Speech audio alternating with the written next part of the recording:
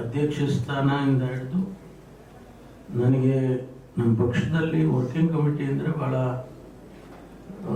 ಭಾಳ ಮುಖ್ಯವಾದದ್ದು.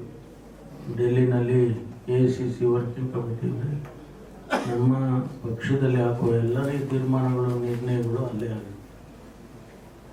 ಅದರ ಸದಸ್ಯನೂ ಕೂಡ ಮಾಡಿದ್ರು ನಾನು. ಅದಾದ ಮೇಲೆ 2018ರಲ್ಲಿ ಉಪಮುಖ್ಯಮಂತ್ರಿ ಆಗಬೇಕು ಅಂತ ತೀರ್ಮಾನ ಮಾಡಿದ್ರು. ಅದು ಆ ಸಂದರ್ಭದಲ್ಲಿ ಕೂಡ 2013ರಲ್ಲಿ ನಾನು ಎಲೆಕ್ಷನ್ ಸೋತೆ. ಬಹುಶಃ ನಾನು ಗೆದ್ದಿದ್ದರೆ ಮಾನ್ಯ ಸಿದ್ದರಾಮಯ್ಯನವರು ಮುಖ್ಯಮಂತ್ರಿ ಆಗ್ತಿರ್ಲಿಲ್ಲ.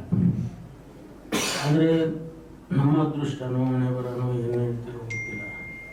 ಆಗ ನಾನು ಸೋತದ್ದು ಕಾರಣಕ್ಕಾಗಿ ಅವರಾದರು. ಆಮೇಲೆ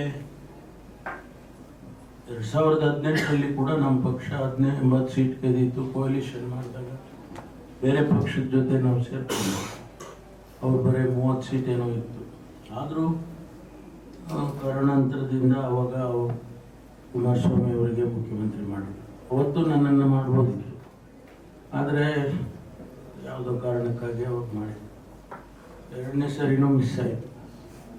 ಮತ್ತು ಈ ಬಾರಿ ಪ್ರಯತ್ನ ಮಾಡಿದೆ. ಈ ಬಾರಿನೂ ಆಗುತ್ತೆ ಅಂತ ವಿಶ್ವಾಸ ಇತ್ತು. ಕಡೆಗೆ ಯಾವುದೋ ಕಾರಣಕ್ಕೆ ಪಾಲಿಟಿಕ್ಸ್ ಗೊತ್ತಲ್ಲ, ಪಾಲಿಟಿಕ್ಸು ಬೇರೆ ಥರ ಅಲ್ಲ, ಅದು ತೀರ್ಮಾನಗಳು ಹೇಗೂ ಆಗುತ್ತೆ. ಸೊ ಹಾಗಾಗಿ ಉಪಮುಖ್ಯಮಂತ್ರಿ ಸ್ಥಾನವನ್ನು ಕೊಟ್ಟಿದ್ದಾರೆ. ಜವಾಬ್ದಾರಿ ಸ್ಥಾನ.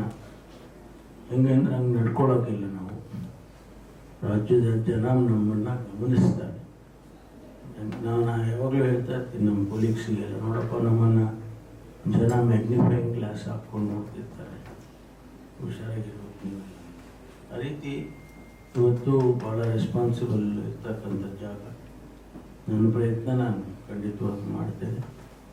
ಮತ್ತು ನಿಮಗೆಲ್ರಿಗೂ ಕೂಡ ಯಾವುದೇ ರೀತಿ ಒಂದು ಬರದಾಗೆ ಸರ್ಕಾರದಲ್ಲಿ ನಾನು ಕೂಡ ನಡ್ಕೊಳ್ತೀನಿ.